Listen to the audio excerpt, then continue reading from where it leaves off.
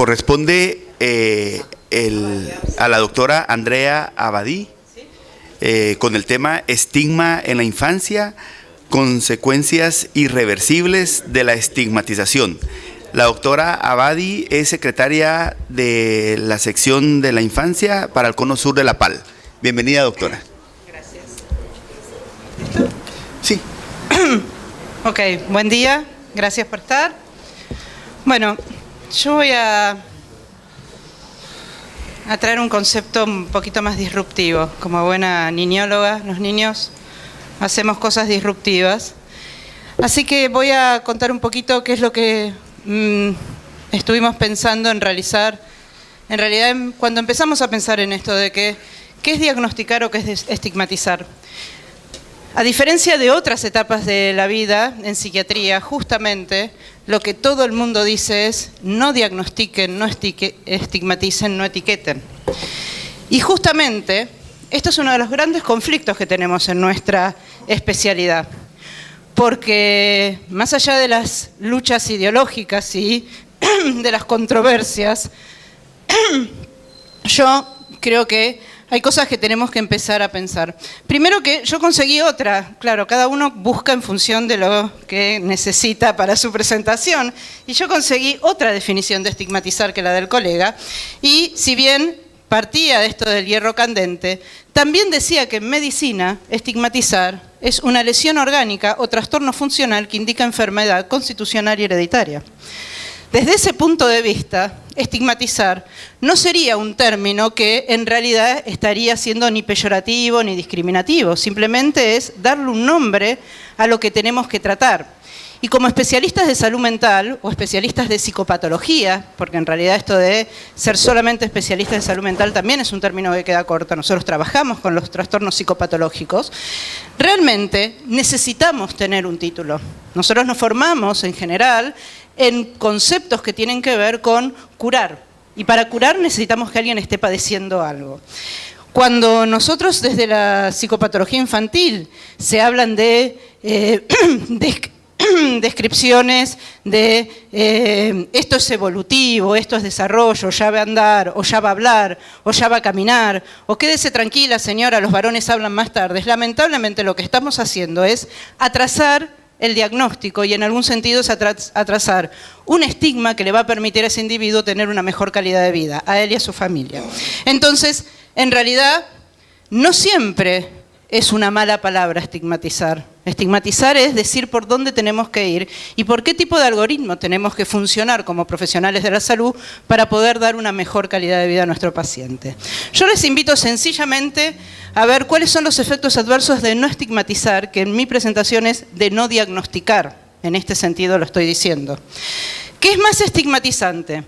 Un chico que le vaya mal en la escuela y que entonces es el burro del grupo, se siente tonto porque ve que sus amigos le va bien, se asume desde lo psicológico que el problema es porque tiene un divorcio reciente los padres y por eso no puede ni dividir ni restar, y mientras tanto él es el hazme de reír de la clase, es aquella persona que nadie quiere en su grupo para hacer un trabajo práctico, y es aquel que está llegando en febrero rindiendo 4 o 5 materias para poder pasar de grado, o tal vez evaluarlo, diagnosticarlo y tratarlo porque tiene una dislexia y un trastorno por déficit de atención.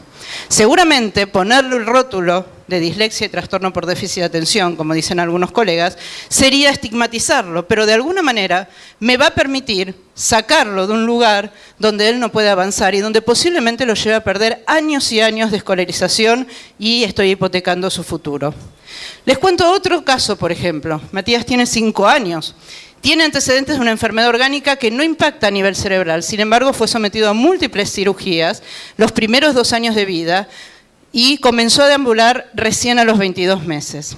Tiene un trastorno severo en el desarrollo del lenguaje, es verdad. Después de mucho tratamiento, se los voy a hacer corto, vamos a una reunión al colegio con un colega psicólogo que lo está tratando y hay una psicopedagoga. Todos los colegios tienen una psicopedagoga, una asistente pedagógica que viene a nuestras reuniones. Y en realidad nosotros hablamos de un retraso en el desarrollo, porque esto es lo que funcionalmente está sucediendo. No sabemos qué tiene. La asistente pedagógica nos dice en realidad que para ella esto es una esquizofrenia infantil. A lo cual yo, que realmente, si conocen muchas esquizofrenias infantiles, me las traigan porque hacemos un estudio, no hay prácticamente esquizofrenias infantiles, casi me la como cruda, de alguna manera. Los que me conocen saben que soy bastante enfática cuando me enojo. Entonces le digo, pero discúlpame, ¿esto para vos es un diagnóstico? Sí, sí. ¿Y se lo vas a decir a los padres? No, los diagnósticos no se dicen porque no hay que estigmatizar. Entonces, ¿de qué estigmatización estamos hablando? ¿No es verdad que todos hacemos un supuesto en nuestra cabeza según la ideología que tengamos y asumimos un diagnóstico dentro de nuestra cabeza? Que yo lo diga o no lo diga, ¿significa que no estoy estigmatizando? ¿Cuál es la diferencia de que yo diga que tiene un trastorno del desarrollo o de un retraso en el desarrollo y que la psicóloga piense que tiene una esquizofrenia infantil, pero ella no se lo dice? Ella estigmatiza menos que yo, porque claramente lo primero que me dice es: yo no quiero rotular, yo no soy de rotular, pero este chico tiene una esquizofrenia. Mucho más grave aún, si pensás que tiene una esquizofrenia infantil y no lo decís, le estás quitando la posibilidad de intervenir a la familia. Si vos estás convencida que eso es, porque todos, desde la línea que tienen, todos, así los que dicen que no quieren etiquetar, también tienen un diagnóstico en su cabeza. Nadie puede trabajar sin una hipótesis de trabajo. Entonces, la realidad es que yo creo que estigmatizar es dar un diagnóstico médico con la que no coincido, o si doy un diagnóstico alineado a mi teoría, no es estigmatizar. ¿Qué es estigmatizar? ¿Por qué lo usamos tan mal en infancia? ¿Por qué nosotros en nuestro país tenemos todavía movimientos médicos, psicológicos y de salud que hacen congresos contra la estigmatización y la medicalización de la infancia? Cuando esto en otros países lo hacen los cientólogos, no lo hacen los médicos. Entonces nosotros tenemos un compromiso, creo, como especialistas en salud mental o en psicopatología infanto-juvenil. Tenemos que educar a la población, tenemos que educar también a nuestros colegas, tenemos que educar a todos los que intervienen en infancia para poder entender que tener una hipótesis de trabajo no necesariamente es rotular, es sencillamente saber que tenemos algo para hacer y que hay otros que estudiaron y que tienen evidencia para poder hacer cosas. Entonces, pensemos que a veces el efecto adverso de no estigmatizar puede ser peor que estigmatizar. Muchas gracias.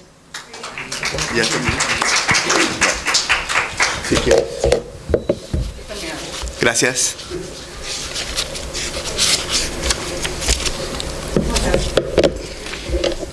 Muchas gracias por la presentación.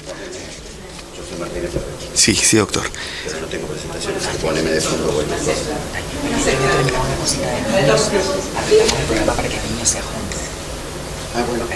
Quería, sí.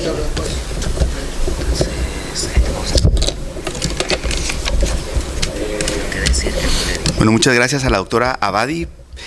Para dar continuidad con el mismo tema, el doctor Julio Torales de Paraguay, que es secretario de la sección de violencia intrafamiliar del Cono Sur, entonces nos hablará sobre estigma en niños y adolescentes, algunos aspectos.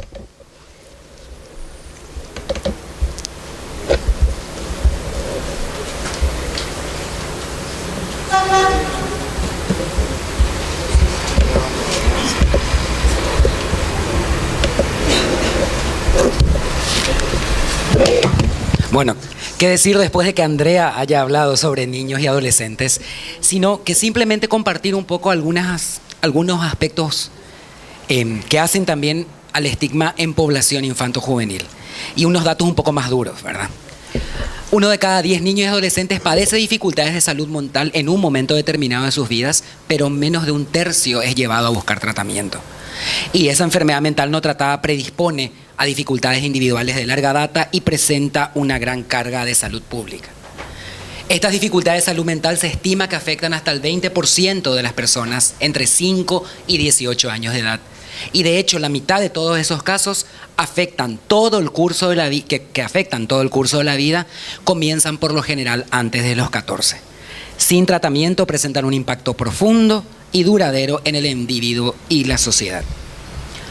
Muchas definiciones ya se han dicho sobre estigma, pero lo importante es que tenemos que recordar que el estigma como tal se compone de 3 componentes, que son los estereotipos, los prejuicios y la discriminación.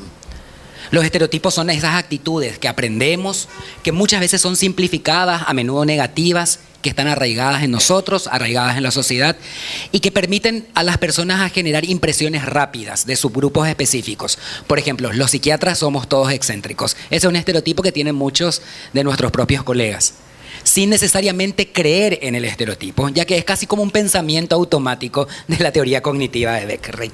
Rápidamente aparece y es como una creencia disfuncional que tenemos.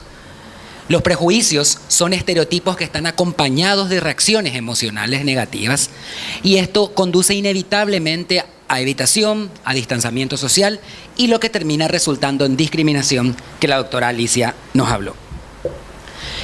El estigma puede ser público, es decir, la reacción de las personas en general hacia un grupo basado en actitudes estigmatizantes sobre el mismo, y es parte de la tendencia humana de separar las cosas. Un grupo aquí, un grupo allá, los unos versus los otros.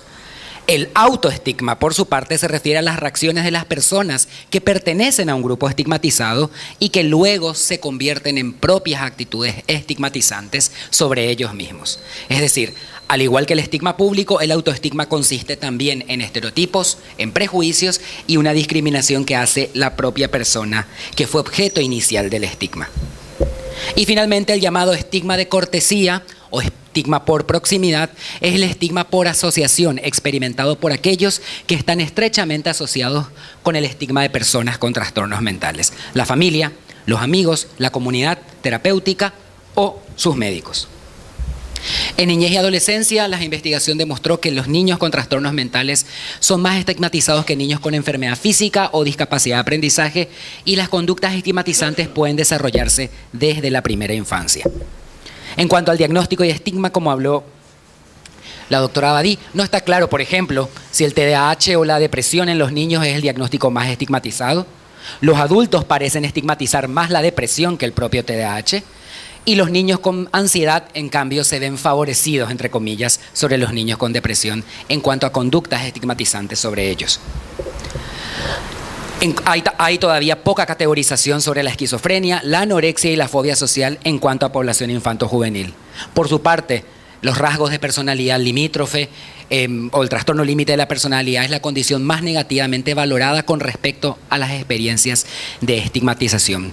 Y este estigma está asociado a características, por ejemplo, a la peligrosidad en esquizofrenia, como mencionó el doctor Fadián hace rato.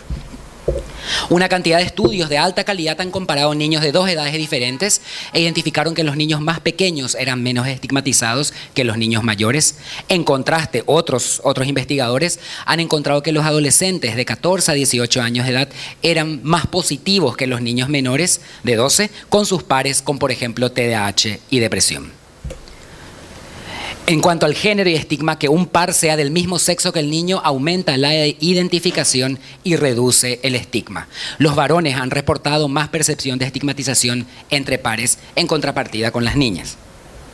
Otras características a investigar en este grupo etario: la etnicidad y el nivel socioeconómico. Ambas requieren de más estudios porque la evidencia no es clara, pero en países como por ejemplo de donde yo vengo, donde hay grupos étnicos muy fuertes, o por ejemplo personas que se autoidentifican solamente con el guaraní y no hablan castellano, y encima tienen un trastorno mental asociado y son de una población vulnerable, ya sea adulto mayor, mujer o niño, obviamente la etnicidad juega un papel doble a la hora de apuntalar la estigmatización, los prejuicios y la discriminación. ¿Y qué planes de acción podemos tener? Hacer frente a las preocupaciones asociadas con diagnósticos específicos, educando, enseñando no solo a colegas sino a la comunidad. Por ejemplo, peligrosidad en psicosis, insistir sobre esas pequeñas etiquetas que existen como para poder derribar mitos. Ofrecer psicoeducación apenas se dé el diagnóstico de trastorno mental al niño y a la familia. Ofrecer intervenciones orientadas a la familia, a menos que el estigma se aborde dentro de las familias. La transmisión que se hace del mismo de manera transgeneracional seguirá afectando el acceso a los servicios de salud de niños con problemas de salud mental, mejor dicho. Y el mismo trabajo debemos realizarlo con maestros, con autoridades educativas, así como con los medios de comunicación, que finalmente ejercen un poder muy grande sobre las masas. Establecer campañas contra el estigma dirigidas por personas con competencias culturales amplias, no solamente con un sesgo científico, sino con un sesgo de sensibilidad cultural a la hora de hablar sobre estos temas. Y obviamente es probable que un enfoque muy general falle en una sociedad étnicamente diversa, ya que las creencias culturales entran en juego desde la infancia e influyen en las actitudes y la discriminación. Por lo tanto, es importante que esas personas que sean los campeones de estas campañas o luchas tengan competencias culturales abarcativas.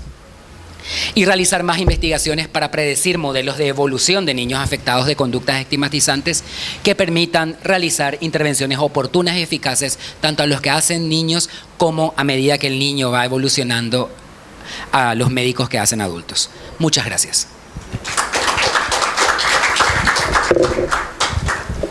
¿Viste cómo se hace bien? Bueno, gracias. ¿Quieres que te ponga de fondo algo? Bueno, muchas gracias al doctor Julio Torales. Corresponde el turno al doctor José Martínez Ferretti con el tema estigma en la legislación. El doctor Martínez Ferretti es secretario regional del Cono Sur del capítulo de Psiquiatría y Ley de la APAL. Bueno, muchas gracias. Buen día a los que no había visto. Yo no voy a usar medios audiovisuales. Voy a encarar el tema en función de los movimientos que está habiendo. Hay mucho ruido, ¿no? Un poquito. ¿Quiere que cierre? Sí. Estamos en un momento de cambios legislativos en todo el mundo, no solo los que ha habido en nuestro país referidos al área de salud mental, que tocan algunas de las situaciones, yo creo, o al menos dos de los institutos más estigmatizantes, en el sentido habitual del término, no el que con el que nos movilizó Andrea hace un rato. Y para ello voy a ubicar un poquitito históricamente y lo más brevemente posible. Yo siempre he planteado que hacia el enfermo mental históricamente siempre hubo dos actitudes básicas, que una era la discriminación y otra era el humanitarismo.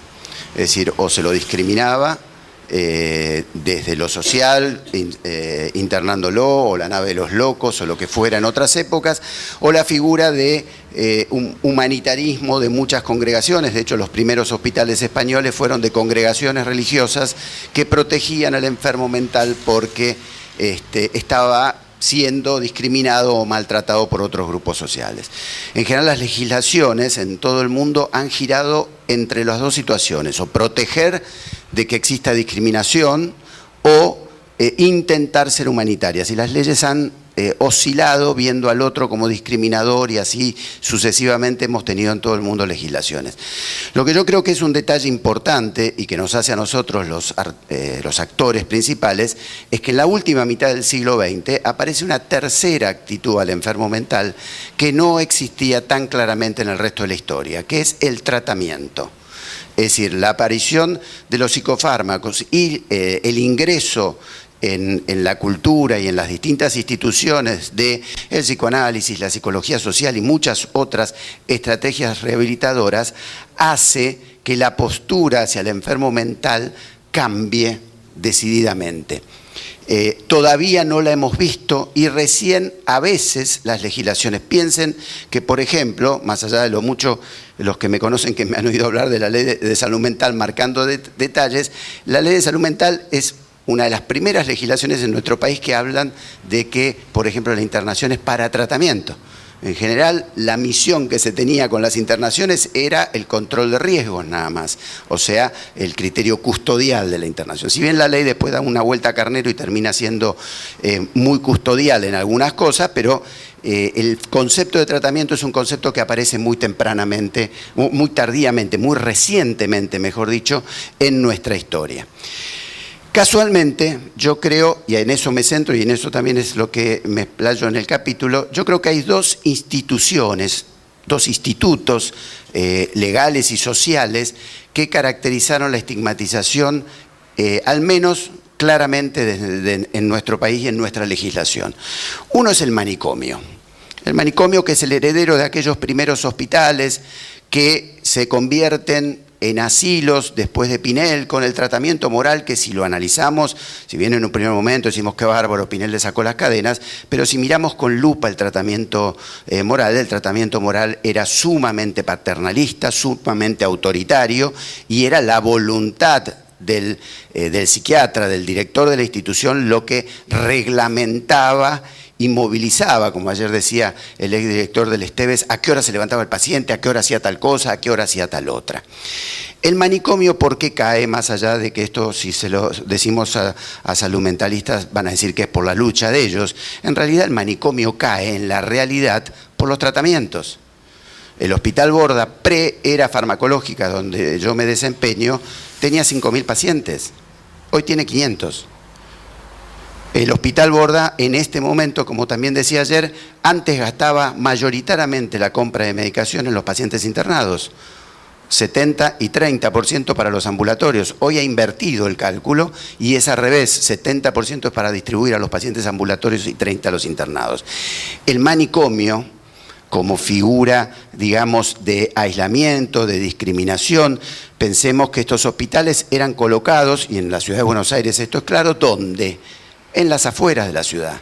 En la ciudad de Buenos Aires, lo que no sé quiénes serán de por allá o no, bueno, algunos los conozco, están ubicados más allá de la avenida Caseros, que era donde se caía el mundo después de la fiebre amarilla especialmente. Está la cárcel, el hospital de infecciosas y los dos hospitales, donde no se quería estar nada. Las otras afueras de la ciudad, ¿por qué estaban ocupadas? Por Chacarita y por Flores. Fíjense qué otras dos figuras, los muertos. Ahora se ponen en canchas de golf que se hacen en el Gran Buenos Aires, pero en aquel momento Chacarita y Flores eran los cementerios que quedaban allá lejos, en las afueras de Buenos Aires. El manicomio cae por los tratamientos. Tenemos herramientas que nos permiten hacer que el paciente pueda estar afuera, pueda trabajar. Antes el único recurso era la internación. Genuinamente el único recurso era la internación para los cuadros graves y había una filosofía de, si bien ahora decimos, bueno, la esquizofrenia no es sinónimo de internación para siempre, convengámoslo, en la primera mitad del siglo XX era sinónimo porque se creía que la institucionalización asilaria iba a ser mejor. Esto ya es un tema que hablamos mucho, pero en nuestro país acaba de caer otro instituto legal que todavía lo tenemos recientemente caído, que es la figura de la demencia en sentido jurídico o la insania. A partir del Código Civil y Comercial, que, insisto, ya no hay que decir nuevo porque ya empieza a haber generaciones que se están formando ya con este Código Civil y Comercial, entonces demostramos nuestras sotas cuando empezamos a decir la nueva ley de salud mental, cuando hay ya psiquiatras, ya graduados de psiquiatras que se formaron totalmente con ella. Este Código Civil y Comercial, que en el tema capacidad no hace más que seguir los lineamientos del artículo 12 de la Convención de las Naciones Unidas para Protección de las Personas con Discapacidad. Este nuevo Código Civil reduce la figura de la incapacidad a los momentos o a las circunstancias en que el individuo no pueda en absoluto transmitir su voluntad o darse a entender. Ha cambiado el giro, lo que antes hacía que por ahí el simple diagnóstico de esquizofrenia muchas veces hacía que el sujeto, bueno, esquizofrenia sí cae en lo que estaban en la jerga 141 del Código Civil, o sea, una demencia en sentido jurídico. Hoy en día, el caso de la incapacidad es un caso extremísimo en el que el sujeto se le designa un curador. A todos los demás, la legislación actual lo que hace es que el examen pericial debe evaluar qué capacidades tiene comprometidas el sujeto, en qué capacidades el sujeto debe ser específicamente restringido. O sea, no hay una monolítica incapacitación, sino que se dice, bueno, en esto el sujeto no puede decir solo. Hay sujetos que realmente en la evaluación lo único que uno puede decir, no, bueno, si tiene una propiedad, si tiene administra una fábrica que heredó de la familia, bueno, esto sí, no se lo dejemos administrar. Ahora su pensión, puede vivir solo, puede manejarse solo, todas esas cosas, él puede casarse, puede votar, todas esas cosas no necesitan ser restringidas si el juez no tiene competencia y si le nombra solo un apoyo familiar o institucional para que lo apoye en las decisiones más complejas de esa fábrica o de vender una propiedad. Esto ha hecho girar, que entonces la mayoría de nuestros pacientes van a estar en este ítem de restricción de la capacidad y muy pocos van a estar en la incapacidad. ¿Qué es esto importante? Vamos a tener mucho más fácil. Yo me acuerdo cuando uno tenía un paciente internado de varios años o que se reinternaba por alguna situación y ya estaba declarado incapaz y entraba en una pareja saludable con alguien, con una señorita o con un señor, y se quería casar.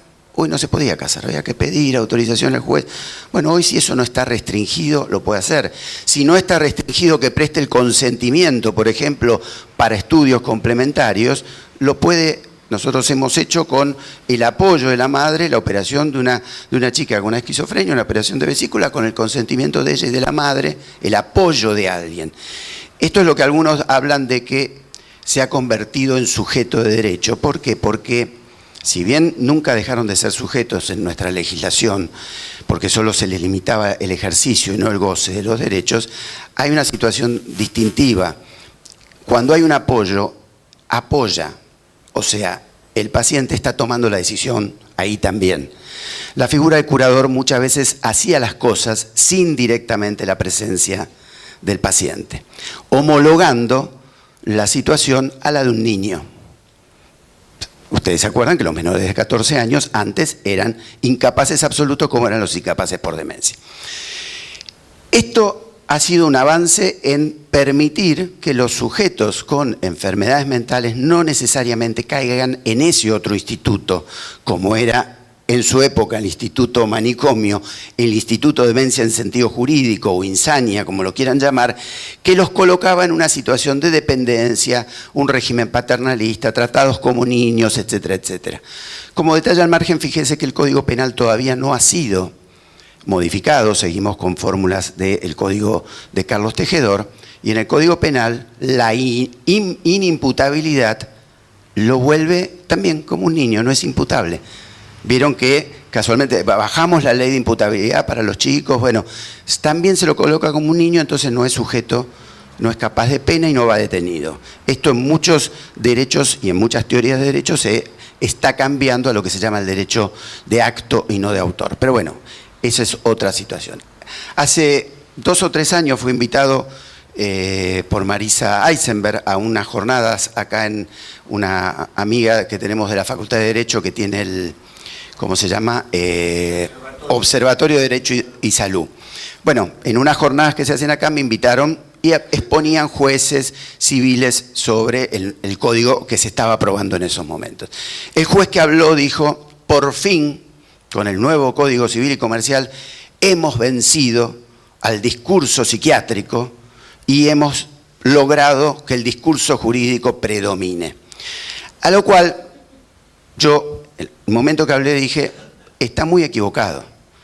Porque esto que el código está haciendo ahora de restringir a cada uno lo que no puede hacer solo, es lo que yo, desde el año 84 que me dedico a la psiquiatría, hacemos con los pacientes. El paciente que necesita institucionalización, se lo institucionaliza.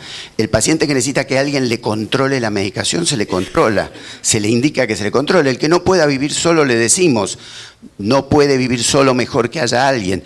En institutos de discapacitados, si no puede venir solo a la institución, le ponemos un transporte. Es decir, yo estoy convencido que este cambio se está produciendo, sí, por cambios culturales que hay en la sociedad, pero también por lo que la psiquiatría ha generado en la posibilidad de tratamientos más específicos para los problemas de cada uno.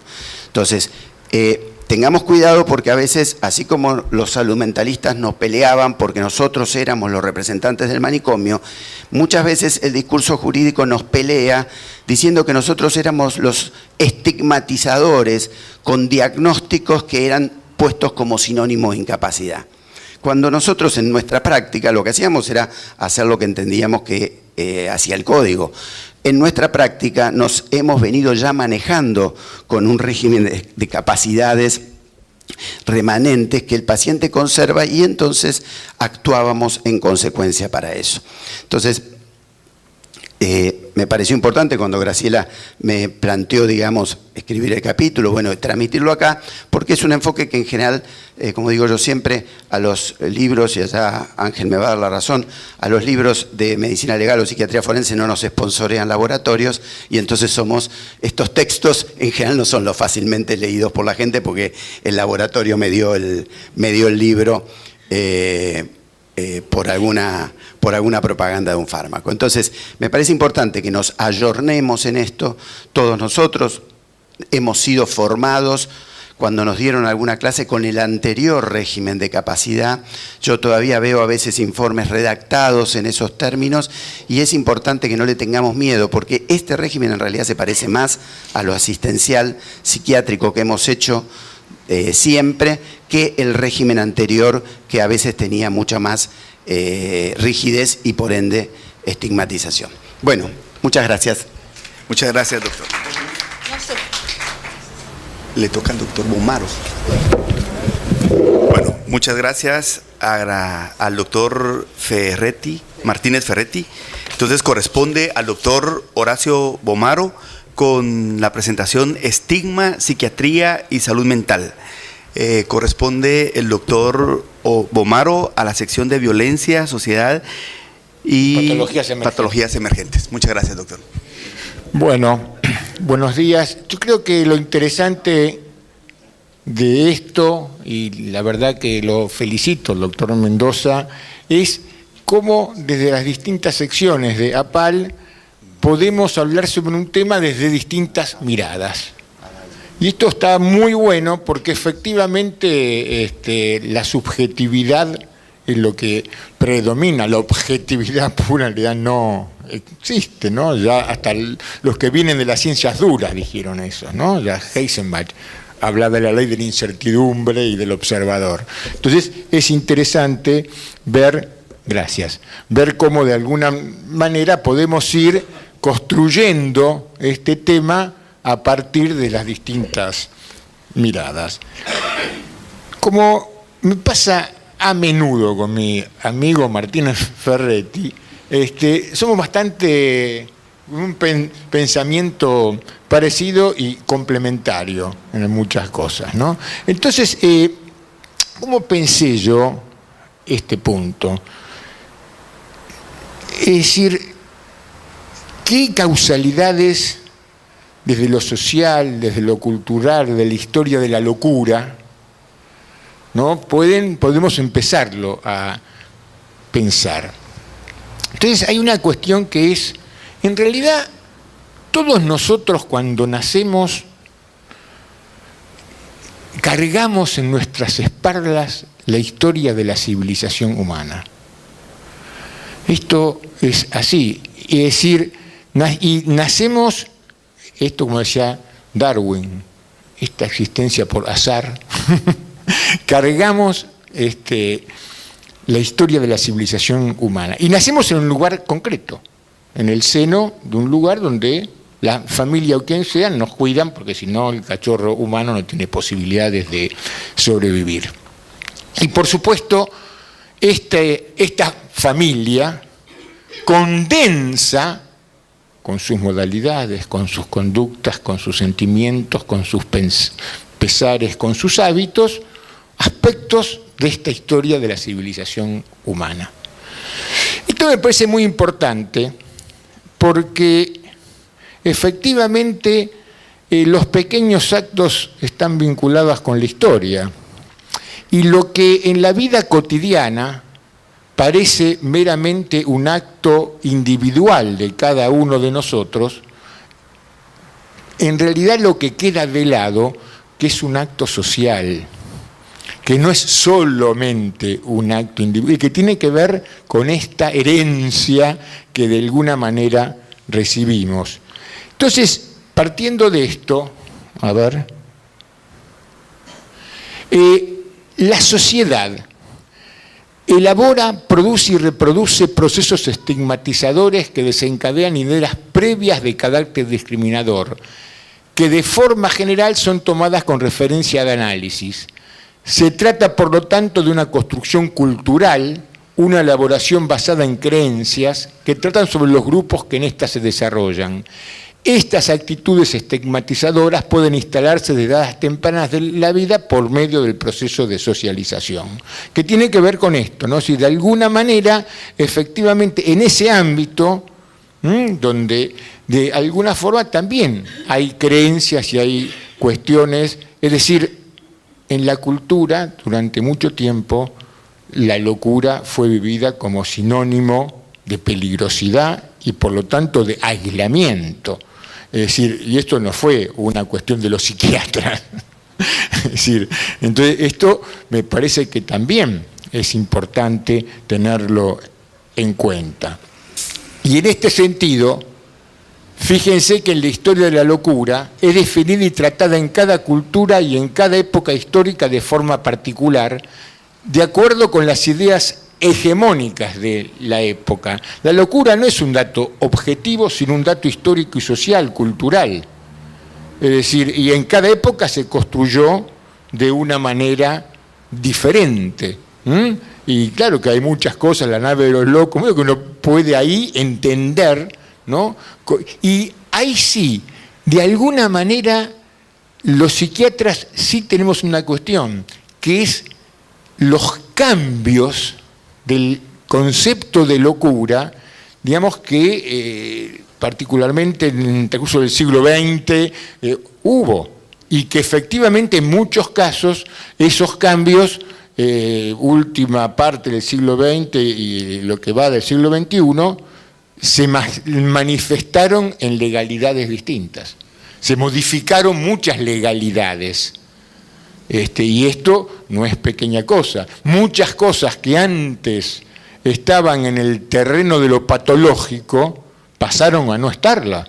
Y esto no es pequeña diferencia, ¿no? Porque aparece un hecho que es, y esto lo decía antes José, que es de alguna forma poner el centro en desarrollar capacidades. No poner el centro en la incapacidad, sino poner el centro en desarrollar capacidades, que sería no poner el centro solo en lo enfermo, sino poner el centro en las partes sanas, para decirlo de alguna forma. Entonces, bueno, y esto yo creo que sí los psiquiatras lo hemos hecho. Esto sí los psiquiatras lo hemos hecho, particularmente en lo que tiene que ver a partir de la clorpromacina de 1950, yo creo que ahí hubo muchos avances, porque es así, se empezó a hablar de psiquiatría cultural, psiquiatría social, psiquiatría comunitaria, y toda la psiquiatría, es decir, y creo que este es un punto importante a tener en cuenta. El estigma es una actitud que parte de un juicio negativo y desvalorizante, es un prejuicio que hace que el enfermo mental y su entorno despierte muchas veces rechazo. Responde a una complejidad de causas sociales y culturales que tiene consecuencias negativas para la salud del paciente y de su familia, porque actúa en muchos casos como obstáculo a los cuidados y tratamientos y a la integración del paciente en los distintos espacios de la comunidad. Yo creo que en esto hay un punto que es muy importante, porque en muchos casos en la familia actúa una cuestión del avergonzamiento y esto dilata la consulta. Y esto hace que en muchos casos se creen situaciones vinculares dentro de la familia que después cuando llegan a la consulta están como muy arraigadas, como muy instaladas. Y de alguna manera, uno de los cambios es la internación como recurso terapéutico, no la internación como encierro y aislamiento, la internación para la externación, pero como un recurso terapéutico. Fíjense que esto sí hay una modificación importante, porque hubo una época que incluso desde muchos psiquiatras decían la internación es el último recurso. Si lo pensamos como recurso terapéutico, yo no le pondría un orden. Porque si lo pensamos como recurso terapéutico, muchas veces la internación también puede ser un recurso preventivo. Puede ser un recurso que, es decir, son cuestiones para pensarlas. efectivamente porque son modificaciones importantes en este sentido, ¿no?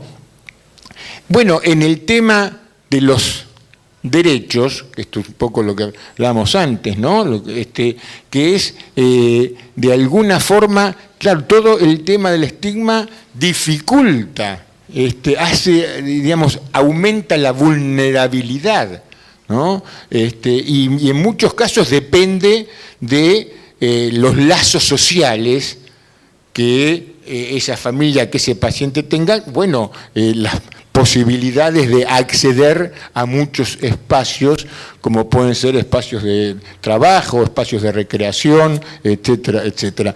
Fíjense que en esto, hablando de las psicosis, una de las cuestiones que es importante es el abordaje de las psicosis del punto de vista no solo farmacológico, sino del punto de vista del cuerpo en su conjunto, porque en muchos casos el paciente de esas enfermedades que tienden a la cronicidad, en el psiquiatra es el único referente médico que tiene en muchísimos casos. Entonces ahí nuestro saber médico hay que rescatarlo, porque es no solo atender a los aspectos más concretos, sino es atender a su salud en general. Son pacientes muy lábiles, desde lo cardiovascular, las neumopatías, y todos los efectos de la medicación.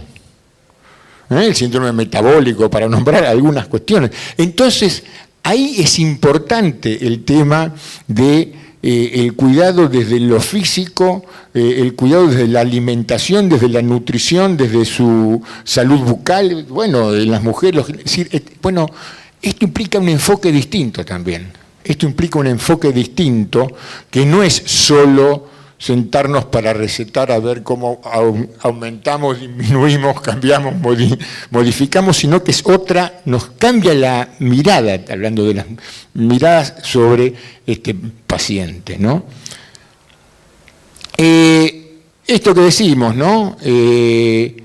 Muchas veces la gente cree que una persona es peligrosa. Esto está bastante, ¿no? Es decir, el tema de que efectivamente el enfermo mental es peligroso. Y todos los estudios en el mundo, no hablo solamente en nuestro país, en el mundo, recibe mucha más violencia que la violencia efectivamente ejercida por él. Incluso en las tasas de criminalidad son mucho más altas de los que se llaman los pacientes sanos o los no esquizofrénicos, los no psicóticos, que en la población de los psicóticos. Pero esto hay estudios internacionales que son claros, son taxativos en este sentido, pero a veces hay, ¿no?, efectivamente este prejuicio, ¿no? Bueno, esto, ¿no? Cuestionar la vieja creencia de locura como sinónimo de encierro o incurabilidad, ¿no?, que posibilita la reubicación de la salud mental dentro de la salud. Esta es otra cuestión, ¿no? La salud mental es parte de la salud, no es una parte, es parte de la salud. Porque también es cierto, hablando de los hospitales generales, que salud mental siempre era un apéndice, al lado de la morgue, al lado, siempre estaba como outsider del hospital, ¿no? Es decir, creo que también es una cuestión importante a tener en cuenta.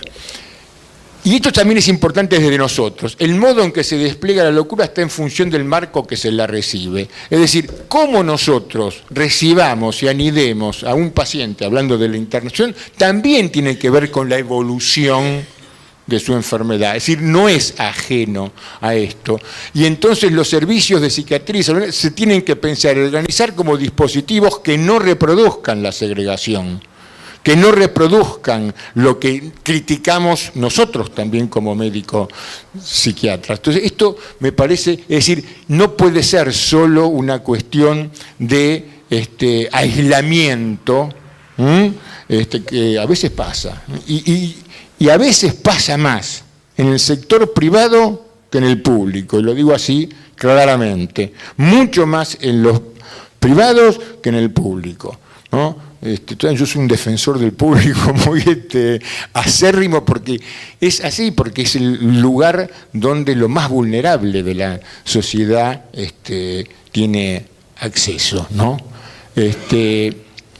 Bueno, desde APAL creo que se pueden desarrollar estas líneas de investigación para caracterizar y evaluar los diversos tipos de estigma en Latinoamérica, considerando las características socioculturales de cada país o región y poder generar intervenciones que apunten a que se respeten los derechos civiles, sociales y facilitar la apertura a los espacios de inclusión social. Y en eso APAL creo que es muy importante porque Latinoamérica es muy diversa, ¿no? Es muy diversa y con muchas etnias y con muchas culturas que es importante tener en cuenta. Yo voy a decir una cosa de nuestro país, de Argentina. Con la cuestión de la asignación universal por hijo, que tenía la obligación de la escolaridad, en el NEA, Formosa, Chaco, Misiones, Corrientes, emergieron, porque no es que no existían antes, miles de chicos que o el español era su segunda lengua y hablaban guaraní, o toba, o huichita, o tenían las dos lenguas, pero la que hablaban en su casa no era el castellano, el español. Y esto fue a partir de la escolarización, con lo cual hubo que empezar a pensar, y pasó en el hospital de El Chaco, que tuvieron que poner un director que hablara guaraní. Claro, entonces digo, porque implica modificaciones también en el ámbito de la salud. Es decir, si lo hablamos desde la salud, eso también tiene sus implicancias de cómo pensar para poder efectivamente combatir el estigma. Muchísimas gracias. Muchas gracias, doctor Bumaro.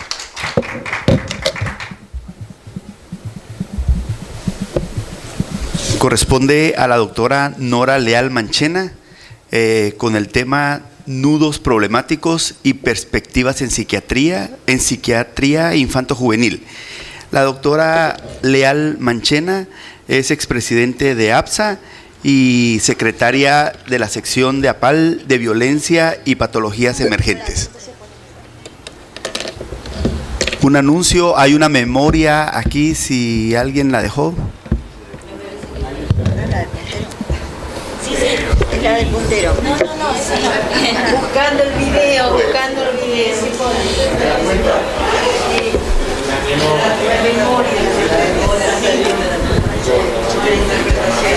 No me apareció la flechita del mapa. ¿Va saliendo bien? Sí. ¿Se fue la mesón? Sí, la mesón se fue. Ya vino Julio Torres, se presentó. Dice, vino alguien, pero no sé cuánto tiempo estaría. Ya solo faltan dos presentaciones, la suya y la de Usleña. ¿Usted presenta el último? No. Monsieur le Président. Ya estoy. Ya está. Para su historia. ¿Cómo se llama su presentación? ¿Ah? ¿Cómo se llama su presentación? Estigma y educación. Sí, está bien el tema de educación. Dale. ¿Quieres hablar ante vos? Hablo yo primero. Hacemos hablo yo primero y cierro con la educación. Yo creo que voy a hablar si no mejoramos todo el sistema educativo. Muchas gracias por la invitación. Ahí está. Buenos días, muchas gracias por la invitación. Escuché las ponencias de los colegas, realmente varias de ellas sirven para presentar un poquito de lo que yo voy a hablar. La idea mía, yo puse más el acento porque el nombre completo es Nudos Problemáticos y Perspectivas, Estigma, digamos, están las dos áreas. Yo tomé un poquito más este área para hablar de nudos problemáticos y perspectivas en salud mental infanto-juvenil o en psiquiatría infanto-juvenil. Vale la pena hablar de la cuestión entre salud mental y psiquiatría, que nombramos varias veces. Entiendo la salud mental como dice Horacio, parte de la salud, pero como parte de la salud pública, y entiendo la psiquiatría como una especialidad médica. Entonces es importante que pensemos en esta diferencia cuando hablamos de psiquiatría como si fuese salud mental o al revés, ¿sí? Son dos áreas complementarias, diferentes, y ambas son útiles y necesarias. Bueno, hice una presentación muy breve a pedido de los organizadores, y entonces empezamos con cuáles son los nudos problemáticos. Y vemos la concentración de la oferta, las problemáticas socioambientales, la expansión en la presencia y el consumo de sustancias tóxicas, la expansión en la violencia, las escasas políticas preventivas y la intervención tardía. En esto podríamos ver los nudos problemáticos. Entonces, cuando hablamos de la concentración de la oferta, vemos, yo voy a hablar de lo que pasa en Argentina, pero a mí me parece que es lo mismo o muy semejante en el resto de América. La concentración de la oferta, entonces eso hace que hay muy pocos especialistas en psiquiatría infantil, infanto-juvenil en el resto del país. Hay provincias que prácticamente no tienen, ciudades que no tienen. Entonces, no hay camas de internación para niños. Esto es una carencia enorme en el país entero, incluido Buenos Aires como ciudad principal. Cada vez que tenemos que internar a un chico, vamos desesperados por todas partes, no encontramos, no conseguimos. Es muy difícil en público y en privado, no solamente en público. Y el problema que tenemos es que los escasos lugares que hay en las zonas centrales y en las grandes ciudades están con una demanda tan grande de su propia población y de la población que viene del interior, que tienen larguísimas listas de espera. Y entonces, para un chico que está con problemas, que tenga que venir dentro de 6 meses, realmente no le resolvemos nada. Entonces, este es uno de nuestros principales nudos problemáticos, la concentración y la escasez de la oferta en el área. Después tenemos, por supuesto, todo lo que complica la propia patología, porque nosotros vemos que estamos impregnados de problemáticas sociales y familiares. Todo el tema ligado al alcohol, a las drogas, a la violencia, los abusos, el maltrato, el abandono. Todo esto nos complica lo que es la pura patología. Y para todo esto no estamos formados en la Facultad de Medicina. Son problemas que empezamos a atajar cuando empezamos a trabajar, y a veces atajamos como podemos. Tenemos que trabajar en interdisciplina, pero sobre todo en intersectorialidad, porque la interdisciplina nos da otros especialistas, pero la intersectorialidad nos da Ministerio de Justicia, Ministerio de Educación, Desarrollo Social. Entonces es importante el tema de ampliar y salirnos específicamente de lo que es salud, porque no tenemos respuesta solo nosotros. Después, por supuesto, aparecen una cantidad de prejuicios. Prejuicios, por ejemplo, que muchas veces tienen que ver con el tema de los medicamentos.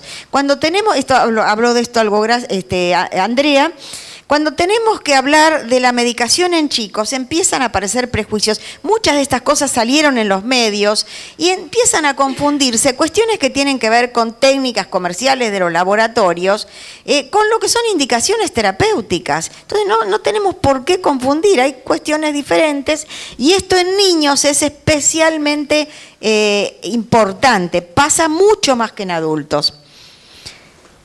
La farmacología tenemos que tomarla, como decía Horacio, con la internación, es un recurso que se usa cuando hace falta, lo mismo que la internación y lo mismo que cualquier otro recurso terapéutico. Nosotros sabemos que a veces la medicación produce cambios sintomáticos que permiten el acceso desde otro lado, a veces la terapia o las modificaciones ambientales producen cambios sintomáticos, y entonces todas son válidas y cada una debe ser usada cuando hace falta, cuando está indicada en realidad. Bueno, cuando hablamos, a ver, acá, este es uno de los temas del estigma. Va con el chico, no, pero es chico, ya se le va a pasar. Va al pediatra, mire el chico, no, pero es chiquito, ya se le va a pasar. Esta es una respuesta típica. Y entonces no se le pasa, evoluciona, la patología sigue, a veces llegamos tarde. Entonces, esto tiene que ver con las intervenciones tardías.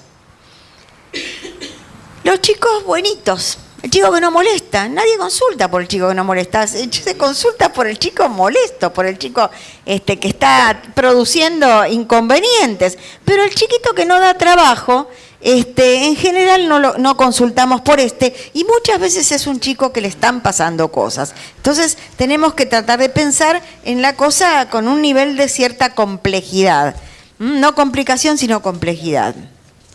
Bueno, acá ponemos el acento sobre todo en las acciones preventivas, trabajar con las familias, y así, acá sí hablamos de salud mental y no de psiquiatría, ¿sí? Cuando hablamos de promover pautas saludables de crianza, trabajar a nivel escolar, con docentes, con familias, con intervención psicosocial, todo esto nos va a dar que el niño desarrolle su potencial de la mejor manera posible y que la menor cantidad de niños lleguen al desarrollo de patología. Bueno, perspectivas son interesantes. Yo no quiero mostrar la pata de la sota, como dicen, pero soy de la primera promoción de psiquiatras infantos juveniles de la Argentina, éramos solo 10, seguimos estando, por suerte. Pero bueno, ¿por qué digo? Porque éramos 10. Eran únicamente 10 psiquiatras infantos juveniles. En este momento hay muchas residencias, muchos lugares de formación, mucha gente que viene a las grandes ciudades a formarse y después vuelve al interior del país. Entonces, en ese sentido, la perspectiva es interesante porque estamos pensando que se está ampliando y de manera bastante, digamos, exponencial la posibilidad de asistencia a nivel de la psiquiatría infanto-juvenil y esto es una buena perspectiva. Nada más. Bueno, muchas gracias.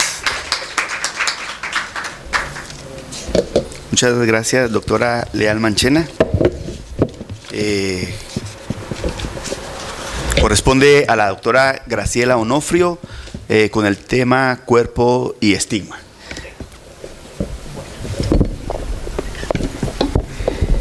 Pido disculpas por haber llegado tarde, venía de otro simposio que curiosamente me lo superpusieron, así que no estoy embuida del clima, que siempre es muy importante cuando uno va a exponer.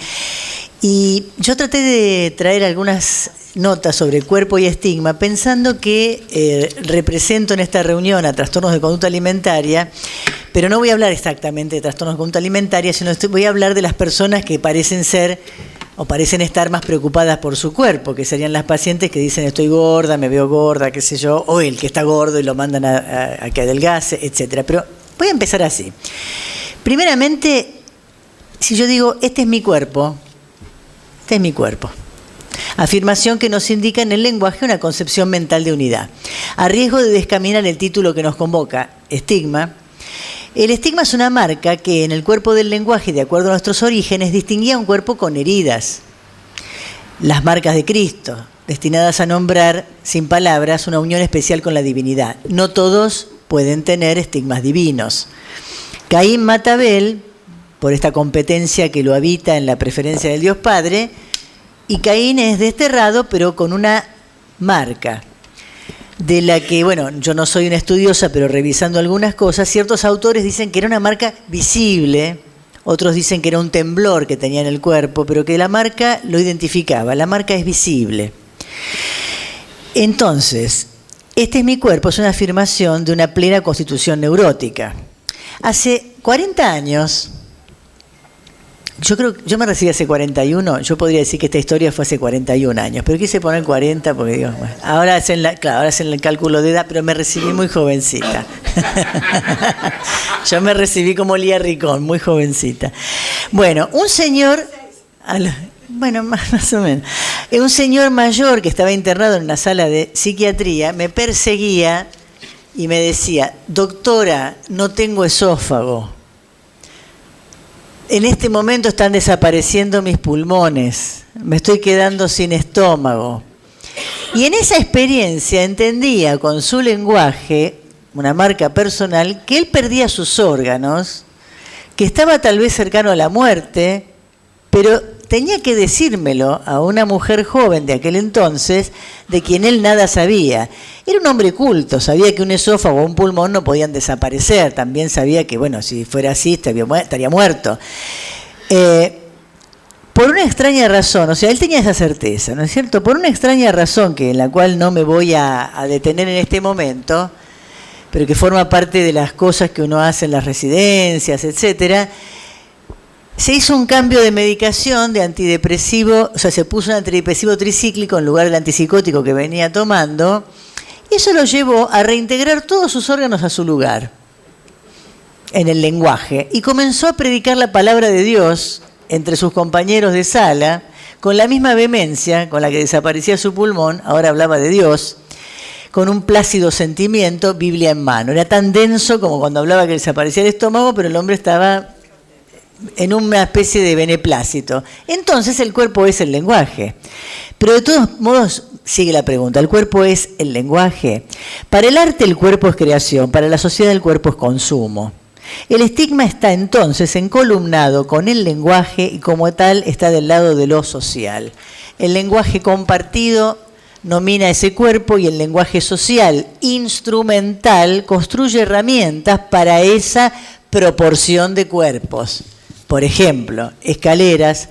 Seguramente muchos de los que están en la sala fueron al Coliseo Romano. Yo me quise imaginar cómo hacían los romanos para subir y bajar corriendo, escalones así, ¿no? En medio de un espectáculo. Bueno, hay proporciones para esos cuerpos.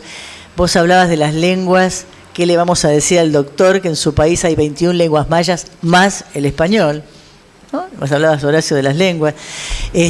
La zona de Atitlán, las casas son pequeñitas, porque los habitantes son más bajitos, entonces la puertita es chiquitita y no es una casa, no es una ciudad de juguete la que está ahí, sino es una ciudad en proporción a esos cuerpos. Utensilios de cocina, máquinas para diestros, calles y veredas para videntes, señales sonoras pocas frente al peligro para los no videntes, hay pocas señales luminosas para los hipoacúsicos. Escuelas y universidades con asientos, ahora se piensan los asientos anatómicos, pero muchas veces se han pensado cualquier cosa donde te puedas sentar. No tenemos una proporción nosotros en Occidente de sentarnos en nuestras cuclillas, así que necesitamos un aparato que nos sostenga. Bueno, entonces entre este es mi cuerpo y no tengo cuerpo hay formulaciones intermedias, donde se cuelan todo tipo de estigmas. Diálogo de tres. La madre dice, hoy tiene bullying, que le dicen. Digo yo, ¿y con qué te cargan? Madre, porque es muy bonita. En ese momento yo pienso, bueno, señora, no es tan linda su hija. La hija dice, me hacen bullying porque tengo granos. En ese momento yo la miro, digo, no tiene granos, esta chica, me pongo los anteojos, cutis perfecto. Y porque a mí me compran todo. Quiero decir, estos cuerpos, ¿de dónde están marcados? Miren qué diálogo loco, ¿no? El estigma es una marca que viene del otro. Minúscula, mayúscula, como lo quieran poner. Si bien se habla de autoestigma, porque lo he leído bastante en los textos que están para el libro que está en prensa de APAL, la uniformización, posiblemente de mercado, hizo que el estigma no sea hoy una marca de distinción, sino una marca de exclusión y de burla. Podríamos hacer una larga enumeración de aquellas marcas en el cuerpo que la medicina debe enfrentar diariamente y que los psiquiatras o psicólogos pueden ser convocados. Hemangiomas faciales, miembros mutilados, obesidad, anorexia extrema, chancros sifilíticos, cegueras, hipoacusias, tics y espasticidades, calvicie, ojos orientales. Había un lema que algunos habrán leído en su momento, opérese, occidentalización de la mirada. Digo, pero esto es loquísimo. O sea, que alguien se opere porque no ve bien, pero... En fin, baja estatura, alta estatura, narices u orejas prominentes, acné grave. Entonces, cuando una paciente anoréxica dice, anoréxica y delgada, estoy gorda, para los que no trabajan en el tema, ¿está cercana a la psicosis? Y entonces me pregunto, ¿es una psicosis que piensa como estigma la obesidad? Entonces, creo que no nos adentramos, pero sería interesante. Voy a tomar un ejemplo que ocurrió, si no me equivoco, no me equivoco, en el foro de apertura de este congreso. Tal vez lo escucharon, lo tomo porque el foro era muy concurrido y todo el mundo estaba ahí presente. En la vehemencia de nuestras intervenciones, una licenciada en enfermería dice, nosotros no tenemos problema de trabajar con el paciente, nosotros tocamos el paciente, ¿se acuerdan de esta intervención? Aunque esté dormido por los psicofármacos. Eso pasó desapercibido. Quiero decir que hay un estigma que dice, los psicofármacos te duermen. Ella lo que quiso subrayar, pero no es para inculpar a la licenciada en enfermería, sino para ver que esto está en nuestro lenguaje. Entonces, no tenemos una experiencia de programas formalizados de desestigmatización, por ejemplo, de la obesidad dirigido a jóvenes con anorexia restrictiva. Esto es muy loco lo que estoy diciendo, o programas de desestigmatización de la obesidad infantil con bullying dirigido a las familias. Generalmente el niño gordito es la persona designada y disociada de la problemática familiar, y nosotros en el área que yo coordino, yo coordino un área de trabajo de trastorno alimentario, teníamos un grupo para padres de niños con obesidad mórbida, quiero decir 10 años 100 kilos, no estoy hablando de un gordito, 10 años 100 kilos, y lo tuvimos que cerrar por falta de concurrencia de padres. Y algún padre me ha amenazado así, con dedos de escritorio así elevado, y usted me está diciendo a mí que si mi hijo está gordo, yo venga a una reunión de padres. Lo puedo tomar como un emergente nada más, pero la verdad que después de 2 años sin concurrencia, no digo adhesión a largas concurrencias, pero sin concurrencia, hasta lo convertimos en charlas para que no tuviera la marca de una terapia.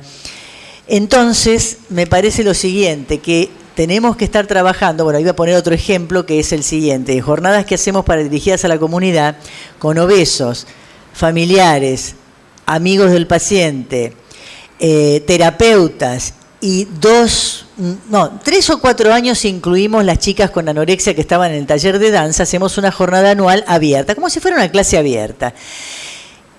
Siempre está el grupo de las chicas con anorexia como un grupo psíquico separado. Primero por número y segundo por timia. Digamos, los gordos invaden todo, están allí moviéndose, y las chicas están... Pero en el momento que bailamos, todos disfrutamos. Bailan las flacas con los gordos. Y entonces pensaba esto, ¿no? Un cuerpo que en algunos movimientos, melodías es sentido como anterior al lenguaje. Bueno, lo dejo acá, como los programas de desestigmatización. Hay un programa, yo no me voy a acordar ahora los autores, no sé si hay alguien de Uruguay acá, creo que presentaron en este congreso. Ellos tienen un programa de desestigmatización para estudiantes de medicina.